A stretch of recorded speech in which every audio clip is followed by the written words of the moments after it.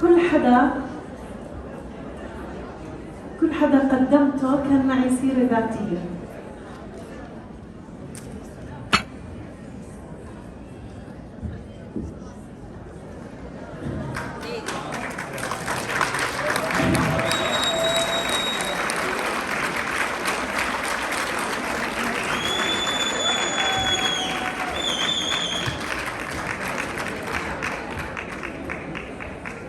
احنا عشنا السيرة الذاتية،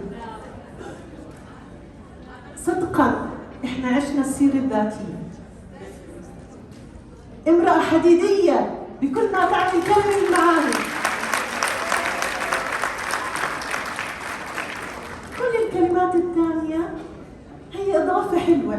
وكيل DXN لبنان أهلا وسهلا، لجنة العربية أهلا وسهلا، قائدتنا ميت أهلا وسهلا. مشينا إحنا وياها هذا الطريق ومكملين الحمد لله. ضوت DXN الأردن لإلنا. شكرا قائدتنا.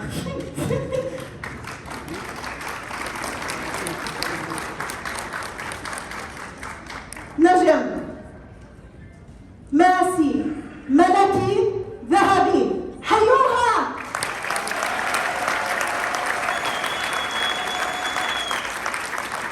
لكن قبل ما نبدأ مستر سليم راح يتم تكريم الأستاذة هدى برتبتها الجديدة من مستر سليم شربيل.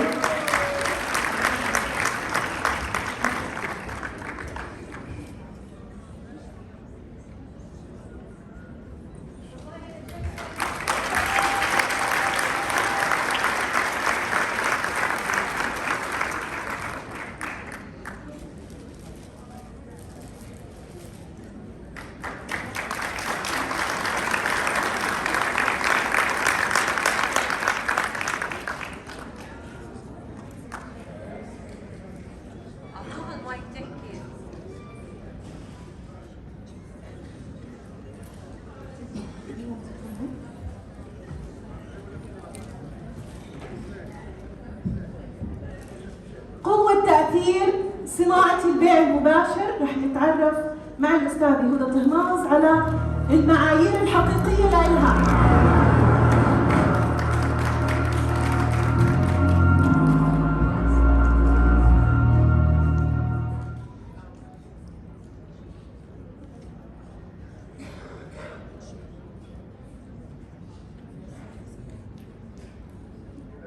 السلام عليكم ورحمة الله وبركاته. أنا هون بالأردن نقطة ضعفي. هون كل شيء بصير عندي بيدخل في بعضه، المشاعر، المحبة، المسيرة اللي عشناها مع بعض. أهلا وسهلا طبعا بضيوفنا ببلدكم الثاني. أهلا وسهلا أستاذ كمال الدوسري، أول مرة بزور الأردن، نورتنا. بلد النشامة والنشويات، محسوب على الأردن يعني معروف. الأستاذ المهندس محمود المصري، واللي أخذ جنسية جديد المهندس جاسم. أهلا وسهلا فيك. أهلا وسهلا بإدارة الشرق الأوسط اللي إلهم كل التحية والتقدير على دعمهم من البداية، من زراعة البذرة. لولاهم صدقوني أنا ما كنت هون اليوم. بدعمهم لإلي من البداية أنا موجودة هون. فشكرا لكم، وإن شاء الله بوعدكم بأقرب وقت رح ترجعوا لنا. شكرا لإدارة الأردن اللي تحملتنا من البداية، تحملتنا بكل شيء، لكن سبحان الله الآن بعد سنين شفنا وعرفنا معاناتهم والنتائج اللي احنا شايفينها هلا. كل التحية للمهندس شادي وللأستاذ عبد الله حزاز، وشبي ما تضحك. فهمتك أنا. طبعا حنحكي عن قوة البيع المباشر واهلا وسهلا بجميع الموجودين معنا. تحيه لاهل فلسطين، وتحيه لاهل لبنان معنا من لبنان يجوا يحضروا الملتقى، وتحيه اهل الطفيله ومعان وكل الجنوب، وتحيه لاهل الشمال والزرقاء ولكل المملكه الهاشميه. تحيه لكل النشويات والنشامه، معنا شمامه طمنوا ورح يزيدوا ان شاء الله. ست هدى في معانا من سوريا كمان نعطيها تحيه لاهل سوريا طبعا بجازاتهم، ما شاء الله عنهم ابدعوا، وان شاء الله يا رب راجعين لبلادهم وهم معاهم DXN ان شاء الله. قوة البيع المباشر نحن عشناها، ونحن عشنا المعنى الحقيقي للبيع المباشر وشو تأثيره علينا كسيدات. نحن شفنا تأثيره، والبيع المباشر عم نقرأ حاليا كتب لخبراء في هذا المجال. نقرأ الكتب، كل ما أقرأ كتاب بقول الحمد لله رب العالمين. إحنا طلعنا عارفين ومتعلمين البيع المباشر بالفطرة نحن مشينا الخطوات اللي عم نقرأها، وبعد هيك صرنا نسقلها ونتعلم المهارات الجديدة، ولكن هو بالفطرة معنا، وهذا هو سر النجاح. لأنه السيدات البيع المباشر عندهم بالفطرة، لما يتوجهوا في الاتجاه الصحيح بتبلش النتائج. إذا شو تأثيره علينا؟ رح نحكي عن تأثير مهنة البيع المباشر، وبالأخص في شركة DXN على حياتنا إحنا اللي عشناه.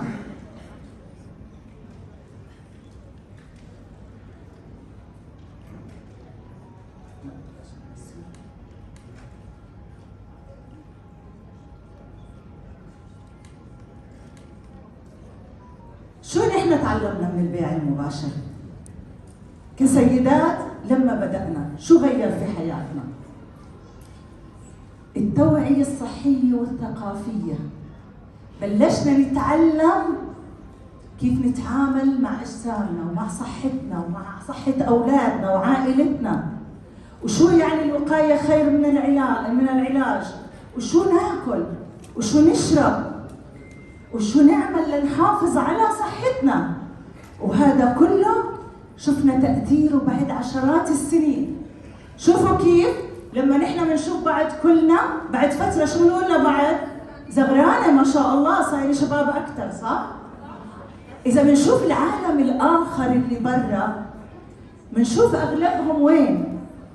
شوفوا أنتوا اللي بتعرفوهم بمجتمعاتكم اللي لسه ما دخلوا عالمنا، يا عن عيادة الطبيب، يا بالمستشفيات، يا جالسين ببيوتهم تعبانين.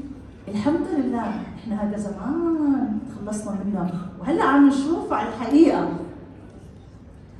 اتعلم لا كلنا مرقنا فيها.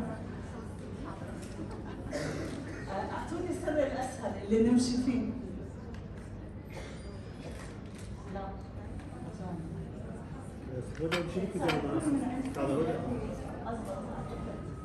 لأنه شكله هذا هو اللي مركلش. نرجع، لا نرجع أول شيء لسه. أيوة من هون، خلص من هون. أوكي اللي بعده.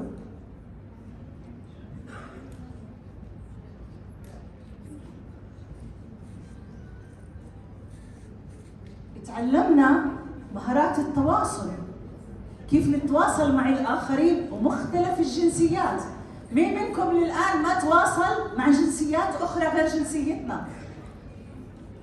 ما حدا رفع؟ بس ما تواصلت مع جنسية أخرى؟ أنت جديد. إذا الباقيين كلهم بس شخص واحد. أنت ما بتعرف تتواصل أبداً. إذا المجموعة أقلية اللي ما بيعرفوا مهارات التواصل للآن. نحن كلنا صرنا متقنين هاي المهارة، لهجات مختلفة، جنسيات مختلفة، ثقافات مختلفة، كله صرنا نعرف نتعامل معه بكل أريحية وسهولة. هذا تعلمناه نحن بدي اكس ان، مرة أو مرة بعد ما في مشكلة. الحرية المالية، وتعلمنا الثقافة المالية والاستثمار والادخار. احنا ما كنا نعرف، أنا كنت من الناس أعرف اصرف ما في الجيب يأتي ما في الغيب. كل هذا تغير معي، أصبحت عقليتي بالمال مختلفة، وأنتم ما شاء الله كلكم أصبحتوا، أنا بشوف السيدات وتفكيرها وعقليتها عم تعرفوا كيف بدنا نطلع المال ونزيد المال وكيف المال يجيب مال. هذا اللي احنا صرنا بنتكلم فيه. اتعلمنا هذه الثقافات، التعايش مع كل الظروف والتحديات. سابقا السيدات عندك مشكلة، هذه كل الدنيا سكرت عندك، بس قاعدة مع جارتك أو تتصلي تليفون مع صاحبتك تشكي عن مشكلتك. كل حياتك صار محور المشكلة اللي انت فيها. الآن هذا كله تخلصنا منه، أي مشكلة ورا ظهرنا، نحن عندنا أهداف أكبر. هاي المشاكل كلها رح تروح لما نحن نعلى ونوصل للي بدنا إياه ونحقق اللي بدنا إياه. بطلنا نحن الستات الشكايين، نحن أصبحنا المستمعين للحل مشاكل الآخرين. احتواء مختلف العقول. صرت مين ما بيعرف هاي المهارة؟ مين منكم ما تعلم؟ كل العقول، المتعلم واللي مش متعلم والأمي والعصبي والنكد والإنسان اللي مثلا بيضل يشكي وينتقد، صرنا نعرف نحتوي الجميع. الكل احنا صرنا نحتويهم وصرنا نجد لهم الحلول ونخليهم يصيروا. نحن أصبحنا المؤثرين في بيتنا وفي مجتمعنا وفي حياتنا. صاروا الآخرين منا بدهم يسمعوا. لما يكون أنا متأكدة كل جلسة فيها أي وحدة فيكم موجودة، الكل بده يستمع ليستفيد، لأنه أصبحنا مؤثرين. أصبحنا في أحلى من هيك أجواء، جو العيلة الحلوة. أسألكم سؤال، لو مجتمعين هلا وين ما كنتوا بأي بلد، أي أجمل لكم تكونوا موجودين بهاي الجمعة ولا بمكان آخر؟ هاي الجمعة، هاي هي متعتنا. إذا بنكون ملتقيين بزوم أو على أي منصة، قد إيه بنكون مبسوطين مع بعض عم نحكي ونتحدث. بالجروبات قد إيه جروباتنا حلوة، مش جروباتنا بيوتنا؟ قد إيه بننبسط. منكم مين أول ما بيصحى الصبح مش جروبه هو أول جروب بيفتحه قبل أي شيء؟ كلكم بتفتحوا أول شيء جروبكم. هذا بيتكم، هاي عائلتكم، هاي متعتكم.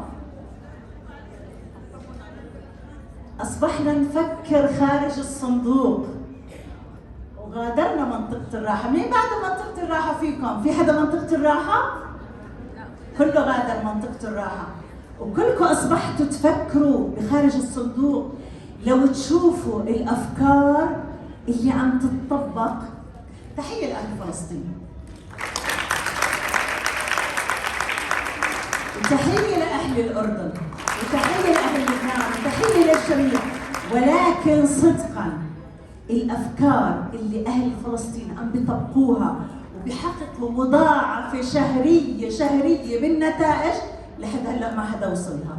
تحية لقاعدات فلسطين. في أفكار رهيبة، أفكار لسه الخبراء ما كتبوها بالبيع المباشر. إن شاء الله في كتب قادمة جديدة راح يكتبوها أهل فلسطين والأردن إن شاء الله وأعضاء دي إكس إن بإذن الله. العودة لقراءة الكتب. مين منكم يقرأ؟ ما شاء الله تبارك الله. لو قبل دي إكس إن سألنا مين بيقرأ كنا نسأل دائما هذا السؤال على عدد الأصابع. الآن القراءة والمتعة بالقراءة، وكتبنا كلها تتعلق بالمهارات اللي بنتعلمها لنجاحنا. واجمل شيء عم بسمعه من الاخرين القراءة الجماعية. قديش في جروبات تليجرام وقديه في جروبات قاعدين منصات فقط قراءة كتب جماعية موجودة. وبرضه تحية لأهل فلسطين، قراءة كتاب الدكتور ليم سيوجين اللي عم يقرأوه بفلسطين قراءة جماعية زاد عدد المبيعات. عرفوا أهمية فطر الريش والإسبايرينا وكيف دكتور ليم بيتعامل معهم. المبيعات زادت في فلسطين لأنه صاروا يعرفوا أهمية المنتج. طبعا إحنا هذا زمان عرفناه من سنين، إحنا بالأردن لما النشميات الرائعات صارت أكلهم وشربهم وأولادهم عشقوا المنتجات. وهذا سر النجاح والاستمرارية، عشق المنتج. لما الست البيت تعشق المنتج أهل البيت رح يحبوه ورح تستمر وتنجح. هذا مهم جدا، مهم جدا التعامل مع المنتج. إذا نحن أي أعضاء جدد دخلتوا تدربتوا تعلمتوا حقائب تدريبية للآن مش مجربين المنتج، خليكم مكانكم، ما رح تعرفوا قيمة الكنز اللي بين إيديكم، ما رح تعرفوا شو يعني شركة ديكس، إنه قيمتها لتقدموها فعلا بقوة. فإذا الاستمتاع بالسفر مثل ما شفتوا هاي رحلاتنا بماليزيا. You remember brother this in Sharjah لما رحنا على الشارقة وكان في عندهم تكريم سنوي، كان معانا 50. لما اجوا صاروا يقولوا هدى طهماس جاي وجايب معها جيش من الأردن وفلسطين. فكنا دائما نحن حاضرين. والرحلات الدولية الموجودة، متعة السفر مع DXN والناجحين في DXN مهما نحكي لكم ومهما تشوفوا صور ما رح أبداً تعيشوها وتعرفوها تستشعروها إلا إذا عشتوها. وبتذكر الأستاذة ديما أبو قلة اللي هي كانت لساتها جديدة، تحية لديما أبو قلة، كانت جديدة وكانت لساتها أول سنة، بتقولي لما شفت صورك برحلة تايلاند وبالرحلة قلت أنا بدي أسافر. حطت قدامها السفر ومن هديك السنة لليوم كل سنة بتسافر، لأنه السفر غير مع DXN. تعزيز الثقة بالنفس والقدرات صار معكم ولا ما صار؟ كل وحدة فيكم كسيدة، خاصة السيدة العربية الشرقية، صدقاً DXN اجت انصفتها. ربنا ارسل لنا DXN لتنصف المرأة. عرفتوا ليش DXN ناجحة مع النساء؟ عرفتوا ليش السيدات نجحوا DXN؟ لأنها أنصفتهم، لأنها عززت ثقتها بنفسها، لأنها طلعت المهارات والقدرات اللي جواها. كتار منكم قديش عندهم مهارات مدفونة اكتشفناها طلعت. كل ليدر فريق قدي من فريقك طلعتي مهارات. كل وحدة تقول معقول أنا هيك؟ أنا قادرة أعمل هيك؟ أنا متفاجئة بحالي. جوا كل وحدة فيكم بركان وكنز، بس بدها مين يفتح ويوجه ليطلع. والحمد لله رب العالمين ربنا أرسلنا DXN اللي فتحت هذا البركان اللي جواكم. وشوفوا الإبداعات ما شاء الله. تحية للسيدات. تحية للسادة. وتحية للسادة. خلاص بيقول المهندس محمود. تعزيز حب العطاء. اللي DXN ما عنده حب للعطاء ما رح ينجح. مهما طلع رتب ومهما حقق عمولات، لكن بداخله إنسان أناني ما عنده عقلية الوفرة، النجاح للجميع، وما بياخذ بإيد الجميع لينجح. فريقك مش فريقك، ساعد الآخرين، كل هذا خير رح تلاقيه في آخرتك. ولما تساعد حد حيجي من يساعد أي حد موجود في اي بلد بقعه من العالم من فريقك. وهذا صار معنا كثير، وكلنا كل القاده وكل الموجودين لهم قصص في هذا المجال. حب العطاء ليه؟ صاحب الرساله عنده عطاء، وصاحب البزنس فقط المجرد هذا بيتعامل فقط مع ارقام. نحن اصحاب رساله والحمد لله رب العالمين، وهذا فضل من الله انه ربنا سخرنا انه نكون اصحاب رساله. قديش تعلمتوا مهارات جديده؟ وين الستات اللي ما كانت تعرف تضلها طول اليوم تترجى اولادها وكثير سمعناها؟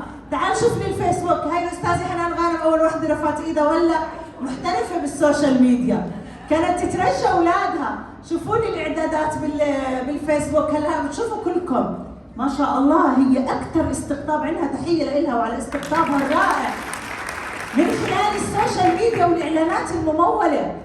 هل تتخيلوا هلا المحترفه بالاستقطاب بكل دول العالم ومهارات السوشيال ميديا كانت فقط تترجى ابنها تعال شوف لي اعدادات الموبايل، هلا مش محتاجه حد.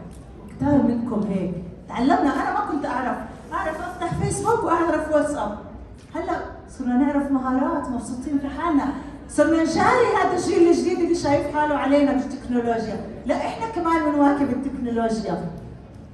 القدرة على التدريب وتقديم المحاضرات، لا في شهادات أغلبية ولا في ماخذين تخصص انكم تتعلموا اي شيء او مدرسة معلمة. دائما احنا بنعرف اللي فقط بيعطي محاضرة الاستاذ المعلمة، اللي فقط بيعطي محاضرة اللي راح اخذ دورات ودرس وعمل ليش يعطي محاضرة ويقدم. مين منكم اخذ محاضرات وراح اخذ الدورات لحتى يعرف يقدم محاضرات لفريق تطلع على الستيج؟ ما حدا. انا ما اخذت. بتذكر بالزمان اخذت شيء محاضره TOT ولقيت حالي انه شو اللي عم يعطونا اياه، شو الشيء الزياده اللي احنا بنعمله. كلكم اصبحتوا وصح في منكم ما شاء الله تعلموا، حلو احنا دائما نتعلم ونطور من مهاراتنا، لكن البدايات ابدي باللي عندك، ابدأوا باللي عندكم، بعدين بنبلش الاحتراف. لما احنا بنصير عندنا الفريق والمسؤوليه هاي بنبلش بدنا نتعلم لحتى نكون قد هاي المسؤوليه ونكون احنا النموذج الناجح. فاصبحنا رياديات ورواد اعمال. لا دي سن من وين بدنا ناخذها؟ نقول عن حالنا رياديات اعمال. وين المشاريع اللي احنا كسيدات مين معاها راس مال تروح تعمل مشروع وتصير تقول انا صاحبة مشروع؟ ما في. هذا خير كبير ونعمة كبيرة.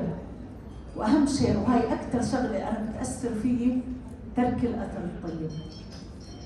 لما نترك ارث طيب، مش بس الارث اللي بدنا نتركه هو المال لعائلتنا، الارث الطيب. مين منكم راح ينساني؟ كنت تعلموا اولادكم يدعوا لي كمان صح؟ لانه اللي نشأوا هلا الجيل هذا اللي له 10 سنين على الكوكوزي لما يشوفوني كانوا يقولوا لي كوكوزي، هذول راح يضلوا يتذكروا، وكل ما يشربوا الكوكوزي راح يتذكروني. هذا اللي تعلمناه. اي عمل، اي بيئه، اي مهنه ممكن تعطينا هاي المزايا. في حدا عنده اللي حدا يوقف ويقول في حدا عنده اي مهنه او عمل يعطينا مزايا مثل هاي المزايا اللي احنا عايشينها كل يوم؟ احنا من 10 سنين 10 سنوات، اليوم عم نحكي عن قبل 10 سنين. نحن كنا المبادرون بالأردن، بدأنا بالطريق في بصيص من النور، مشينا ورا النور، فيش شيء واضح كتير، أشياء بسيطة، الأشياء اللي كنا قادرين بس عارفينها، إشي بسيط. جربنا منتج، أوكي شفنا كله عالم بعيد عنا، دبي برا، مو شايفين إشي بالأردن على أرض الواقع، ما بنعرف شيء، كأنه شيء مجهول.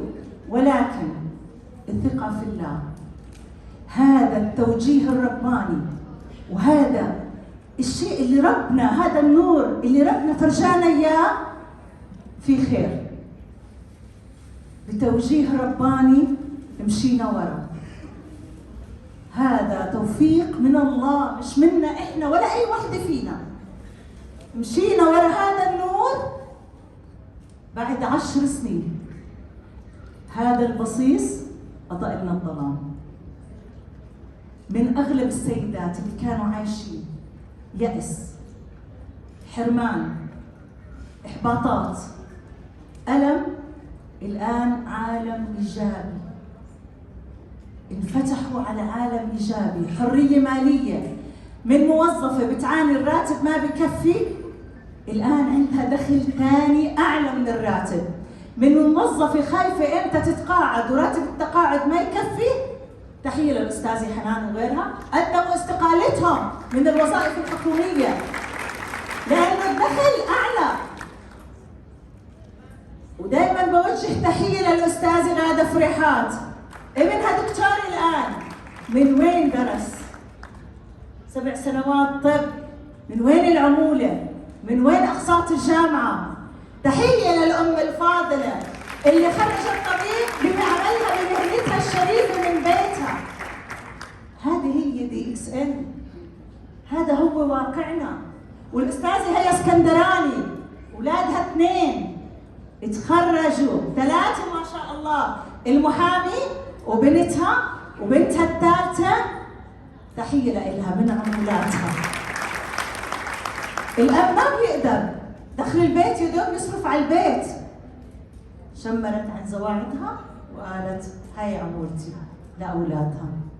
هاي هي النشمية الدكسنية. كل هاي المزايا ما بنلاقيها، ولكن إذا قررت الانضمام لمهنة البيع المباشر كن محترف. وهذا عنوان كتاب لإير كوري، الجو برو، اللي أغلب المدربين الأخوة بيتكلموا عنه وعن مهاراته، لكن أنتم طبقتوها ما شاء الله عنكم والآن عم تحترفوها. كن محترف. خلينا نشوف شو هي الفئات ال3 في البيع المباشر. عندنا 3 فئات، فئة المتفرجون أو بسموهم المدعوون. هذول اللي بيجوا بيتعاملوا مع المهنة كورقة يا نصيب. دخلوا في DXN مثل اللي سحب ورقة يا نصيب، وهذول طبعا كثار 80%، يعني ما تتضايقوا لما بيكونوا معاكم وبيختفوا. هذول 80% كورقة يا نصيب، اجوا عرفوا المهنة، تعلموا، اخذوا الحقائب التدريبيه. الله يجزيه الخير استاذ محمود المصري، كل التلمذ على حقائب التدريبيه ما شاء الله، الله يجزيه الخير في ميزان حسنات ان شاء الله.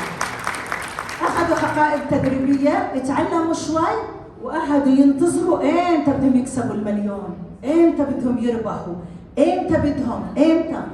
وين الجهد؟ وين الجهد اللي بذلوه؟ شو اللي عملوه؟ فقط قاعدين زي اللي سحب ورقة يا نصيب.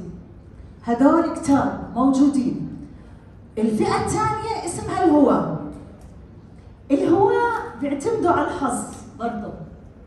هذول شو بيعملوا؟ مثل اللي بلشوا طبعا يتعلموا، بلشوا يحبوا المهنة، اوكي، بلشوا يستخدموا المنتجات، بلشوا يتعلموا اشياء، دخلوا الاجواء، ولكن بينتظروا مين العضو الخارق اللي بده يجي، اللي هو بده يعمل الفرق. هذا العضو، لا هاي بتفهم كل شيء، هاي اذا ضفتها لفريقي رح تبدا. هاي تحيه لكم ما شاء الله عنكم. في معنا سيدات ما معها شهاده ولا هي دارسه لا تسويق ولا دارسه اي شيء، وقدرت يكون فريقهم كانوا معنا بالبدايات واول سنوات، وكل التحيه لكل الليدرات النشميات الرائعات حبيباتي. فكلهم هلا من اول 2-3 صرنا نشوف 10,000 بفريقها، ويزيد، وقدرت تعمل، وهي بكل بساطه ببساطتها قدرت تحقق. فاذا لا تنتظروا انه انا فريقي ما حينبنى الا اذا شخص فاهم. قدموا DXN للكل، هذا رزق من الله. تعاملوا مع DXN رزق.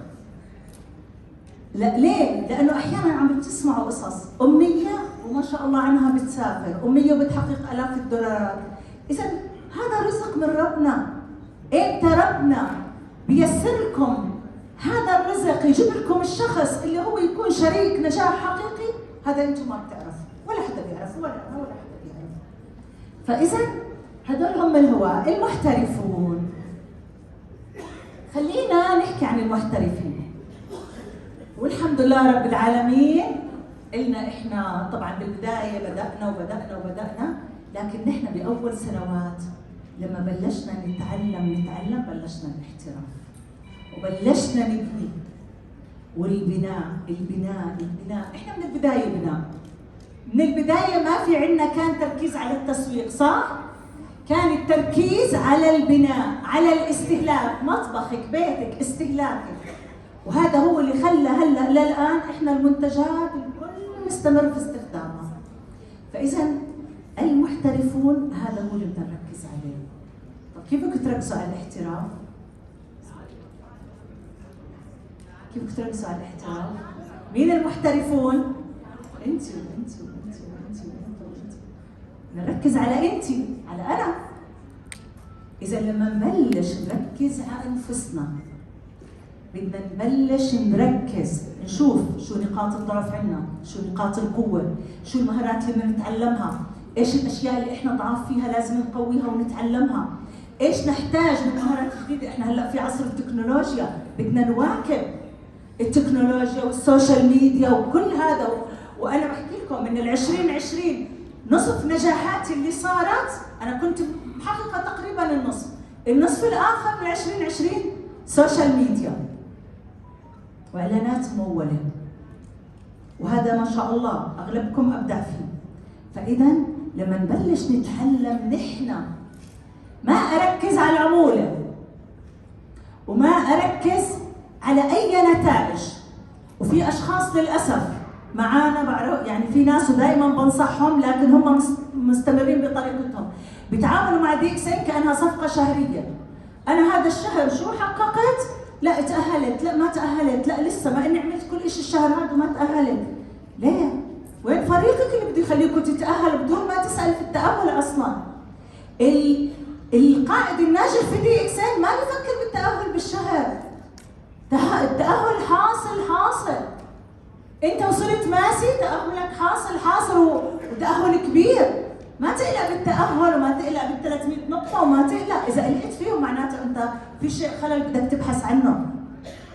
ما تتعاملوا مع DXN كل شهر قديش عملتي هذا الشهر؟ قد ايه؟ في بيسالوني هيك DXN بالبدايات بدنا ناسس ونتعلم ونبني ونتعب. كلنا تعبنا وكلكم الله يعطيكم العافيه ويبارك لكم بجهودكم تعبتوا. بدنا نتعب لانه اذا ما تعبنا ما رح نستمتع. هلا تعبنا زمان كان تعب.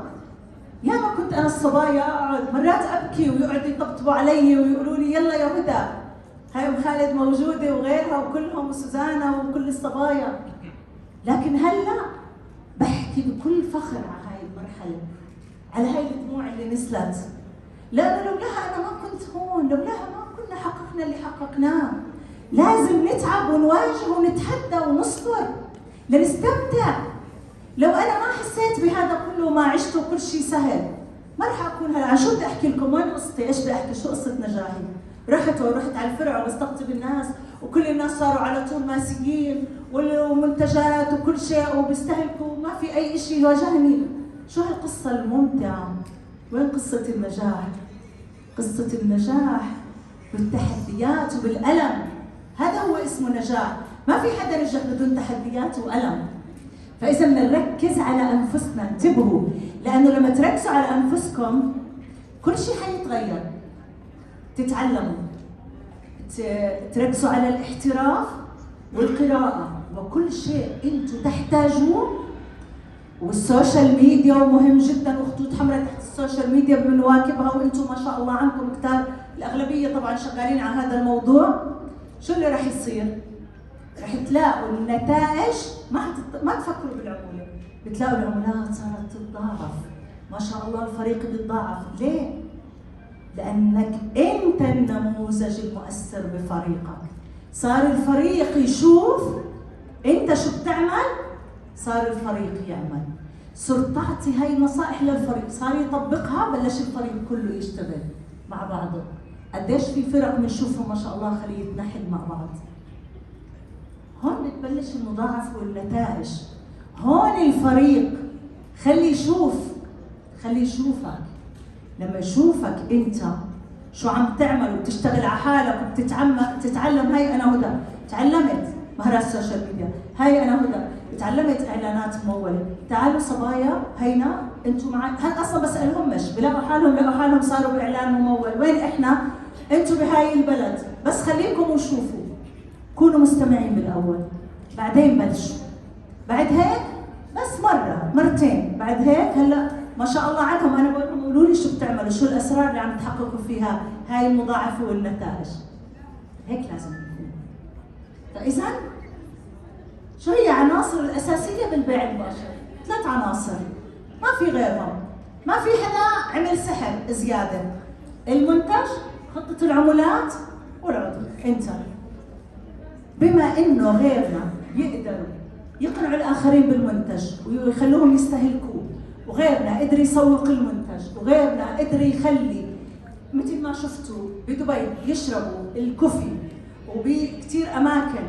وين ما كان كتار منكم في ناس ما شاء الله عنها، الاستاذه نوزة العزام مدير رئيس جامعه العلوم والتكنولوجيا مستهلك للمنتجات، زوجته سجلت معها وهو مستهلك. وحتى هو شو عمل لما شاف انه شو هي القهوه وشو هي المنتجات والسبايرولينا والريشي، لما بدا يستخدمها راح صار يقول ايش فيها، شو السر اللي في هذا المنتج. عمل فحوصات بالمختبر عنده عن نانو، مختبرات النانو بجامعه العلوم والتكنولوجيا، وبعثوا لنا النتيجه. انبهروا شو السبايرولينا ومكوناتها وشو فيها وقديش هي بيور. انبهروا بالفطر الريشي، انبهروا بالكورديسيبس. وقتها بعتيهم على الجروبات وبعتناهم. طب بده يوقف يستخدمهم؟ لهلا مستخدم الكوفي والمنتجات. اذا هذه هي منتجاتنا، هذه هي قوتها. فالخطة العمولات بما انه غيري قدر يحصل عشرات الالاف الدولارات، وعم نشوف جدد. تحية لكل جدد ما شاء الله عنهم. الجدد صراحة عم يبدعوا، داخلين بزنس، فهمونا بزنس وبياخذوا الخطوات وبينطلقوا. وشو ما الخطوات اللي بدها تساعدهم على النجاح ما بيتأخروا دقيقة باستخدامها. عم يبدعوا، عم بتشوفوا ستار ايجنت بشهرين، ماسي بأشهر، نتائج عمولات. ستار ايجنت عم نشوف ما شاء الله بيكون ستار ايجنت بتكون عمولته $300 ومنهم $400، وشفنا منهم في بفلسطين منهم $40 من اول شهر كانوا كعضو فقط. فاذا في عندنا جدد ما شاء الله، فاحرصوا على الجدد، على المتابعه. فاذا خطه العمولات وحده، مثل ما غيري قدر انتم بتقدروا. العضو انت، هون دورك انت تركز على حالك. الشركه ما فيها خلل، المنتج ما فيه خلل، والعمولات خطه العمولات ما فيها خلل. وممكن انت تكوني بنفس البيئه، هذا الشارع اول الشارع، جارتك عضو في ذيك سن باخر الشارع انت ما بتعرفيها، هي رتب وبتاخذ الاف الدولارات وانت بتشكي بتضلي تبكي وبتقولي انا بستقطب وانا ما في. البيئه اللي انا فيها ما بقولوا غالي، البيئه اللي انا فيها ما بيستخدموا، المنطقه اللي انا فيها، كل هذا انا اطلع عليه بقول لها شوفي، مش هذا بمنطقتك، مش هذا شارعك، شوفي النتائج. فدائما زي ما بقولوا المصريين حطوها حلقه في ودانكم، لا تحكوا بيها ولا تحكوا منتج ولا تحكوا سعر. انتبهوا، لما تركزوا على النجاح رح تنجحوا وين ما كنتوا. اللي بده ينجح بينجح، واللي بده يضل يحط مبررات وعلاقه كثير، هدول اصلا خلص بنصحكم من هلا لا تهتموا فيهم لانه حيضلوا عايشين هيك.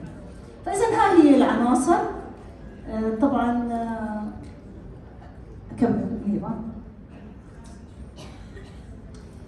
مثل ما قلنا لحتى ننجح في اساسيات للنجاح، انا حقراها ورا بعض لانه المهندس محمود المصري جزء من المحاضرة اللي بدي أحكيها سلايدات، وما شاء الله أستاذنا طبعاً، فبكل فخر فهو تكلم عنها.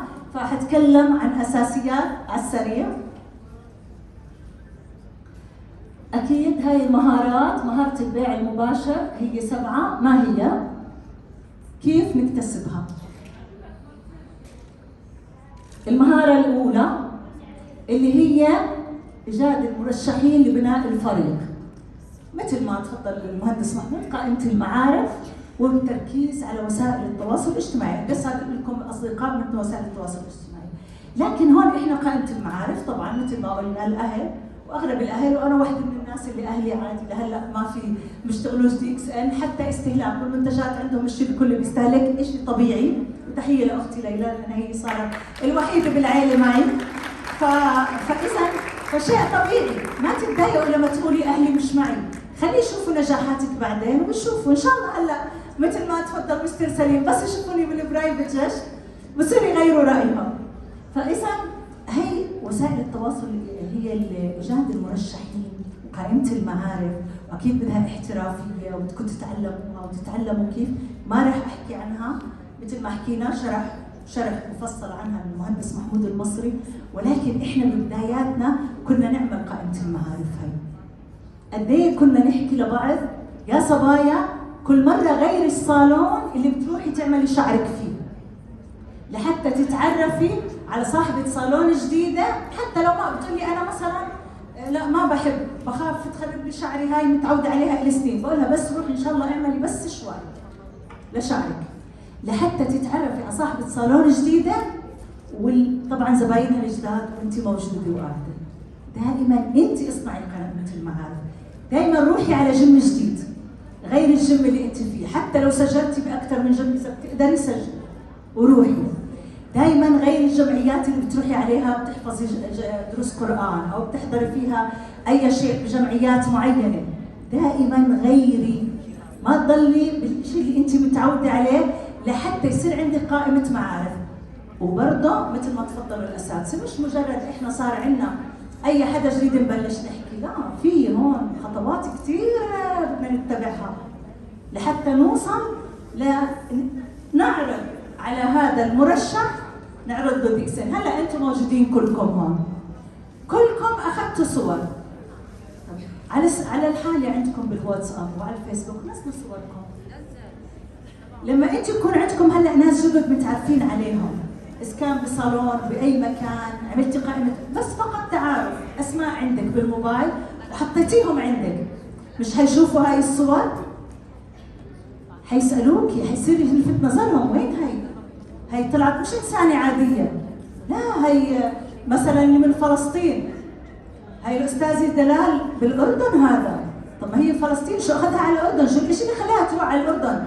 أستاذة راوية وأستاذة ميرنا إجوا من لبنان، طب هدول بالأردن، شو اللي خلاهم يروحوا على الأردن ويحضروا هيك إشي؟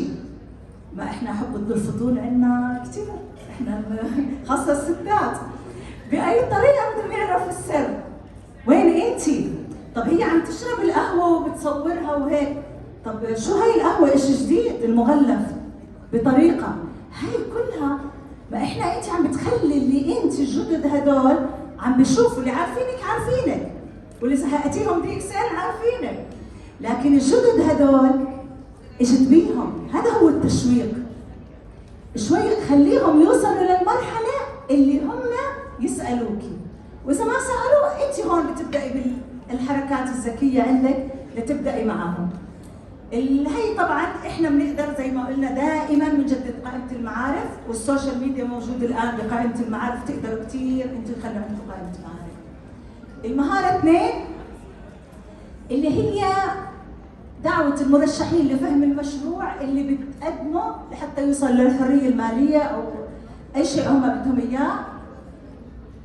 طبعا بدها كثير خطوات مثل ما حكينا، بدنا احنا نضلنا مع الاشخاص، لانه نحن مش جايين نحن بدنا نجبر الناس يكونوا معنا، نحن جايين نفهمهم شو عنا، احنا بدنا نفهمهم شو عنا.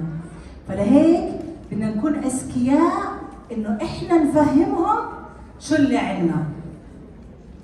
بدنا نستعمل الذكاء، ما بدنا على طول اي حدا نصير نحكي له دي اكس ان دي اكس ان، لا معلش يكون عندنا صبر، مش على طول هذا احنا لا خلص هذا مش. قد ايه حكى المهندس محمود ضل 11 شهر 11 شهر وهو صابر عليه الابلاين. يا ريت الستات يصبروا تقدروا تصبروا؟ عندكم صبر؟ عندهم صبر اكيد طبعا، لما صبروا ما شفتوهم هون. فالصبر، لكن احنا بنقدر نسرع هاي الحركات، خاصه هلا بالتكنولوجيا والاساليب المتاحه بنقدر ما نطول نصبر كثير، في بنزرع عندهم الفضول، حب الفضول، التشويق، امور كثيره. فاذا هذا هو احنا ماشي دعوه المرشحين، كيف احنا بدنا نبدا معاهم بالخطوات حتى نوصلهم لطرح الفكره.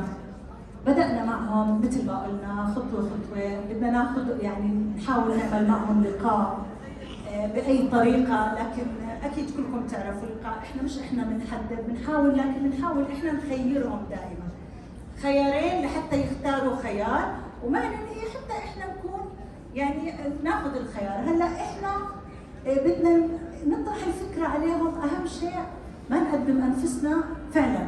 إذا أنت ما صرت براند وصرت انت معروف والك صفحتك على السوشيال ميديا او انت محقق نجاحات كبيره، ما تظهر نفسك انك انت خبير، لانه ابسط سؤال حيساله حتنحرج اذا لساتك جديد او مش عارف.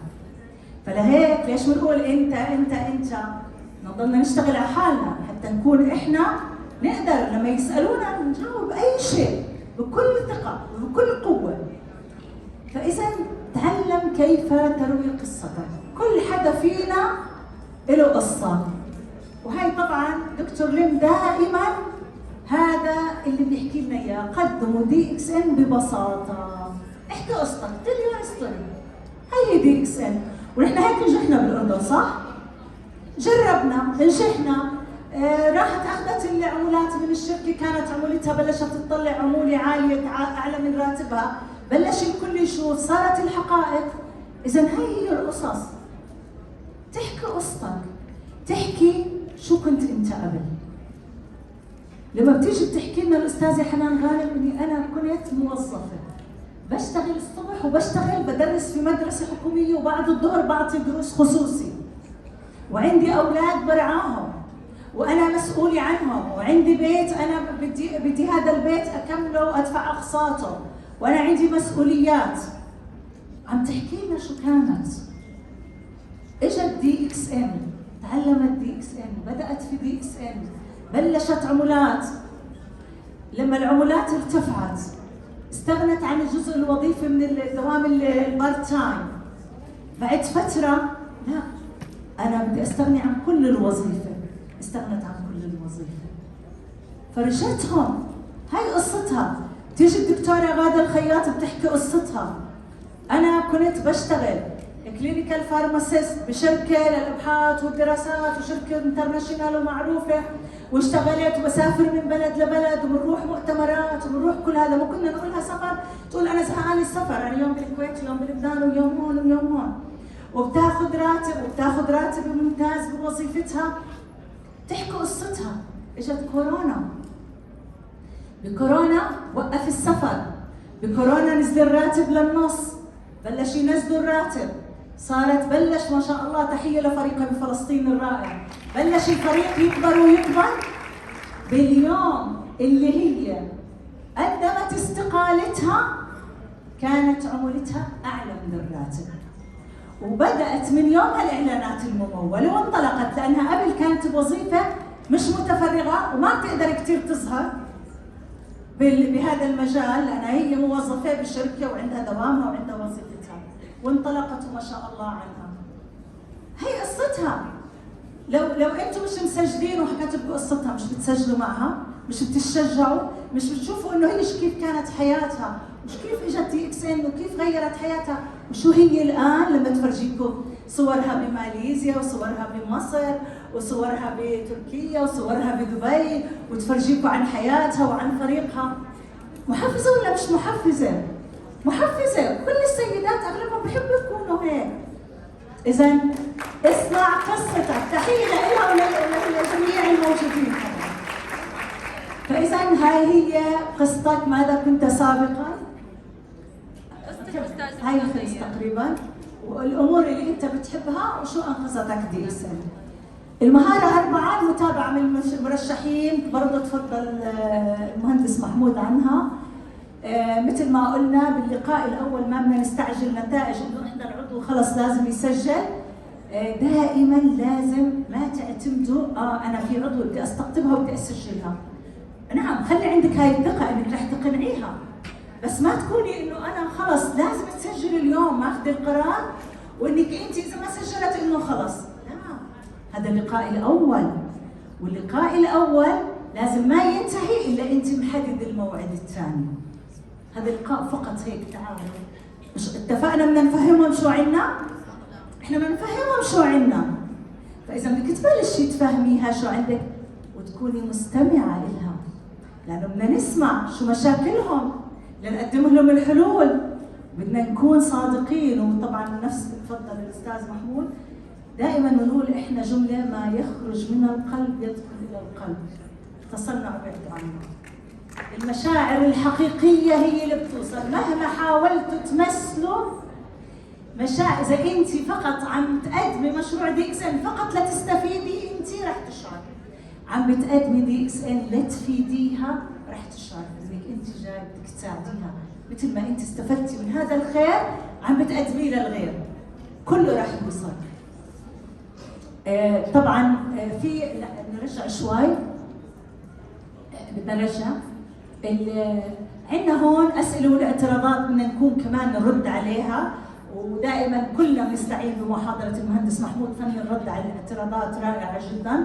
فاذا هذه هي الرد على الاعتراضات، واغلب الاعتقادات بتكون يعني الشركه المنتج والشركه والبيع المباشر وهذا البزنس وفي تجارب سابقه وكلها هذا احنا بدنا نعرف كيف احنا نوعي الناس ونفهمهم. احنا بدنا نفهم الناس، بدنا نفهمهم. وفي الاعتراضات الثانيه اللي هي الانسان نفسه، الاعتقادات الخاطئه على نفسه. ممكن تقول لك انا مش متعلمه مش دارسه، انا بعرفش انجليزي كيف بدي افتح هذا السيستم، انا بعرفش بالحسابات كيف بدي احسب العموله. كثير كنا نسمع هاي القصص. انا ما بعرف اشرح للناس، كيف بدي اقعد اشرح لهم واحكي لهم محاضره؟ انا ما عندي، لا انا ما عندي خلق، ما بصبر على الناس وما بصبر على هيك. كلكم تعرفوا قديش هاي طبعا الليسته تطول فيها هاي القصص. فاذا احنا بدنا نخليهم يعرفوا هذا اللي اشتغلنا عليه من البدايه. كنا نخليها تعرف رح تنجحي، هذا مخصص للستات هذا البزنس ورح تنجحي فيه.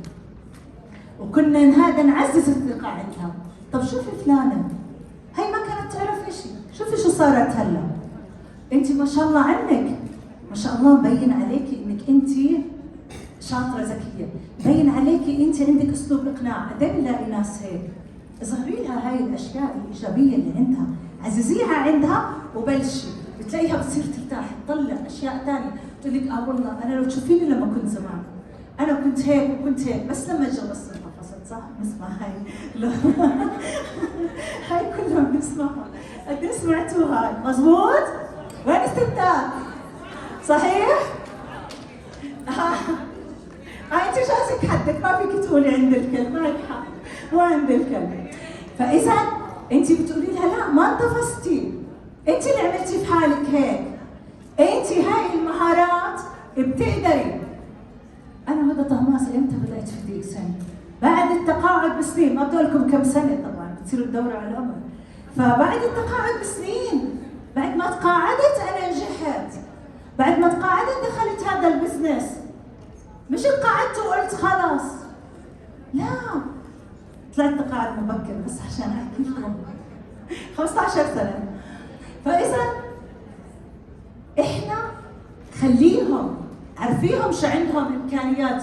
صدقوني كل ست وكل زوجه وكل ام عندها امكانيات مش موجوده عند حدا منكم، لكن هي اللي مش عارفه. فاللي مش عارفين هذا دورنا احنا، هذه لعبتكم صح؟ كلكم صرتوا تعرفوها. هلا المهارة رقم 5 طبعا بدنا نساعده كيف ينضم ويصبح مرشح معنا ويصير شريك نجاح. الادوات المتاحه سابقا دائما بنسعى ما اعطوا هذا السي دي اللي كان زمان او اعطوا اي شيء. احنا هلا فيديو، كل حدا مثلا عنده فيديو معين لإلكم، اذا مش لإلكم بكون لاحد المدربين. دائما كثير بيستعينوا بفيديوهاتنا بياخذوها، فاذا اعطوهم فيديو، شوفوا هذا الفيديو، او مثلا من خلال التواصل الاجتماعي. وهلا هذا احلى شيء صراحه، يعني طبعا اجمل شيء احنا مع بعض والمباشر، ولكن حتى العالميا انه احنا مش قادرين نسافر ونروح، احنا من التواصل الاجتماعي عم نقدر انه نحن نستقطب ونقدر نبني فرق. وما شاء الله عنهم، يعني فريق فلسطين كيف من اعلان ممول. شوفوا بفلسطين، فلسطين كلها صارت ديك سنة ما شاء الله. ترجعوا بتقولوا لبنان، بترجعوا تقولوا كل الدول، كل المناطق. الان مصر ديك سنة قبل ما تفتح، قد ايه كلكم مشتوقين لتفتح مصر. فاذا الوسائل كثيرة، بس نحن نستخدم. المهارة رقم 6 بدنا نخليه يبدأ بالشكل الصحيح. طبعا أنا بدي أسرع، اللي هي مقابل نعمل له بعد ما يبدأ وبعد ما ينضم وبعد ما ياخذ الحقائب وبعد ما وأنا بفضل دائما لازم مباشرة من الخطوات الأولى اللي بنحاول نخليهم نحفزهم لإلها يجربوا المنتج. لأنه صدقوني إذا جرب علم خلص لازم يجربوا المنتج. لو منتج واحد المهم يجربه. مقابلة خطة العمل بنعمل خطة عمل، يلا نبدأ. أحيانا بتكون خاصة فرد بفرد، أحيانا بتكون جايين مجموعة مع المجموعة، ولكن دعم وتوجيه وتدريب. لكن إشي كتير شغلتين مهمين تعلمناهم إحنا لاحقا نشتغل عليهم ولازم نتعلمهم. تحمل مسؤولية قرار النجاح أو الفشل. لازم الجديد من البداية يعرف أنا بوجهك، أنا بدربك، أنا باخذ بإيدك، مثل ما الدكتور بيعلمنا، مثل الطفل الصغير بناخذ بإيده بنعلمه، بنعلمكم. ولكن إنك تنجح أو ما تنجح هذا قرارك مش قراري.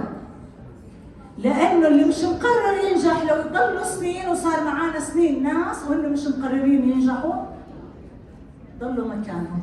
فإذا من البداية بده يعرف قرار النجاح هو قرارك أنت. لما يبلش يتعلم ويصير يتعلم كل شيء وأصبح يوصل رتب وأصبح ماسي، استقل عن الأبلاين. أبلاين بصير للمشورة. شكرا لكم كل الإدارات، لأني من زمان استقليت الحمد لله رب العالمين. من زمان تحية لكم، لأنه من زمان أنا الحمد لله بكون مسافرة ومطمنة، المركب ماشي والطيارة هيك ما شاء الله. تحية لكم. فالاستقلالية مهمة. المهارة 7 اللي هي الترويج للمؤتمرات، وهي جدا جدا مهمة، وإحنا كنا من الأوائل في هذا المجال. تتذكروا النشويات لما كنا نيجي على دبي حاطين الشماخات وجايين. الله يرحمه الدكتور حسن الكتيري رحمة الله عليه، وفي ميزان حسناته كل ما قدم، كان يحكي لي قديش بيعجبني لما تفوتوا وحاطين هذه اللفحة الشب وحاطين كاتبين نشميات الأردن. فكنا دائما حاضرات بكل المؤتمرات بكل الملتقيات، وين ما كان دائما موجودين، وشركاتي في النجاح دائما معنا ومستمرين أكيد. دائما نحن لما بدأنا بالأردن مين كان معانا؟ الأستاذ أم خالد. بالرحلة لما رحنا 5 باصات 250 من كل المحافظات، كل واحدة ليدر كانت مسؤولة عن باص. رحنا على البحر الميت، رحلة تدريبية ترفيهية. كان كل شهر كل شهرين كل 3 عندنا رحلات تدريبيه ترفيهيه، كلنا مع بعض من كل المملكه نروح مخيمات، نروح على عجلون نعمل تخييم هناك. تذكرتوا المخيم اللي رحنا فيه على عجلون وبالخيم؟ كل هذا كنا نعمل، وصدقوني هذا من اسرار النجاح. وان شاء الله كله احنا بدانا هلا فيه، هي كورونا بس اللي هاي، لكن بدانا فيه. راح انهي بس فقط بنماذج حاحكي عنها. النماذج اللي بدي احكي عنها اللي نجحوا في دي اكس ان. مين اللي نجحوا في دي اكس ان؟ اللي عندهم، في ناس معانا فئه عندها مهارات ووعي، بنضموا معانا اشخاص عندهم مهارات ووعي وفهمانين البزنس، وفي منهم حتى فهمانين البيع المباشر، وفي منهم بتلاقيهم بيهتموا بالصحه وبالتغذيه، وانا بيهمني كل شيء صحي، ولكن يفتقدوا للشغف والدافعيه للنجاح. هذول بينجحوا معنا؟ قد ايه قابلتوا منهم؟ كثير. اذا هذول هاي الفئه. الفئه الثانيه اللي هم ما بيمتلكوا مهارات ولكنهم عندهم شغف ودافعيه بالنجاح، وانا منهم. انا لما دخلت ما عندي مهارات بيع مباشر ولا بعرف شو بيع مباشر، ولكن عندي شغف وعندي دافعيه للنجاح. وصدقوني الدافعيه الاولى كانت رساله دي اكس ان، اني انا صاحبه رساله. تعلمنا مهارات بسيطه وانطلقنا، وبعد هيك بلشنا الاحتراف. لكن احنا هون ضلينا يعني بمكان. بدنا نشوف مين الفئه اللي بعدها. لا ترجع. ايوه، هاي الفئه اذا موجود معانا منهم هون انتبهوا واسمعوا منيح، لانها هاي الفئه الخاسره. وانا من الناس اللي بحزن كثير وقلبي بوجعني انها تكون من الفئه الخاسره اللي بتخسر، لانهم بداوا معنا وموجودين بكل الفرق مش بس عندنا. عندهم شغف، عندهم دافعيه، حققوا نتائج قويه، شفناهم بكل الرحلات، شفنا عمولات، شفناهم اشتروا بيوت، شفناهم حققوا نتائج كبيره، لكن عملوا خطأ واحد. شو هو؟ ابتعدوا عن الفريق، ووقفوا عن تعلم مهارات جديدة وعن الاستقطاب. بدك تستمر في دي اكس ان، خليك ملتصق في فريقك. بدك تستمر في دي اكس ان، استمتع بفريقك. استاذ كمال، شو اللي مخليك انت بدي اكس ان مستمتع؟ الفريق. قد ايه مبسوط بالجمعة واللمة. استاذ محمود، استاذ رياض، استاذ لؤي، استاذ عبد الخالق، احنا مستمتعين لما نكون موجودين بالفريق. لو انا بالبيت بس ومنعزل وعن بعيد بس عن السوشيال ميديا، او بتابع وقت السيستم اخر الشهر شو النتائج وهذا تاهل وهذا ما تاهل، وبروح باخذ عمولتي واخذت منتجاتي، وين المتعه؟ اللي اخذ خير دي اكس ام بالبدايه استمر، لانه في خير كثير جاي، وحتى هذا الخير يضلوا معك ويضلك تقدمه. كنت باحدى الرحلات مع مستر فاطمه غاني وزوجته عم نتحدث، فشو بتقول لي؟ بقول له، هي بتحكي لي زوجته، انا بحكي له يعني انت تعبت، الك سنين عمر في دي اكس ان، دربت كثير ما شاء الله وحققت وعملت وسافرت كل الدنيا، ليش انت بعدك بتستقطب؟ ليش بعدك بتضم اعداد جدد وبتدرب ليدر كبير مثله وكراون امباسادور؟ قال لها لاني صاحب رساله ومتعتي بالرساله، لازم اضل كل ما اشوف شخص اقول له ادخل دي اكس ان. وهذا كلنا، اي حدا فينا بتشوفونا احنا نحن هيك، ما رح نوقف. صرنا كراون امباسادور ما رح نوقف، مستمرون، رح نضلنا مستمرين ورح نضلنا نستقطب. انا موجوده معكم هون، الاستقطاب عندي شغال على التليفون، عندي اعلان وشغالة عليه، مش انا بدي اصل كراون امباسادور، طب ما انا قاعده بستقطب كل يوم لاصل كراون امباسادور، ادعوا لي. اذا الفئة الأخيرة اللي بيمتلكوا شغف ودافعية، بيتعلموا مهارات وبيطوروا من أنفسهم باستمرار، وبيعيشوا المتعة مع الفريق ويستمتعون بالتواصل والسفر والاستقطاب المستمر. إنهم مستمرون لأنهم أصحاب رسالة عنوانها العطاء. هم كل من أسماءهم ونجاحاتهم تدوي في عالم DXN ولا تتوقف. والسلام عليكم ورحمة الله وبركاته.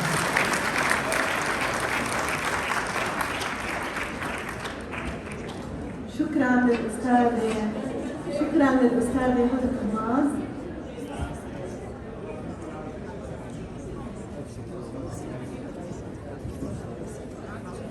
خلوني أكون متحيزة شوي وأحكي عن سر نجاح DXN الأردن وفلسطين. السر الأول هو إمتى؟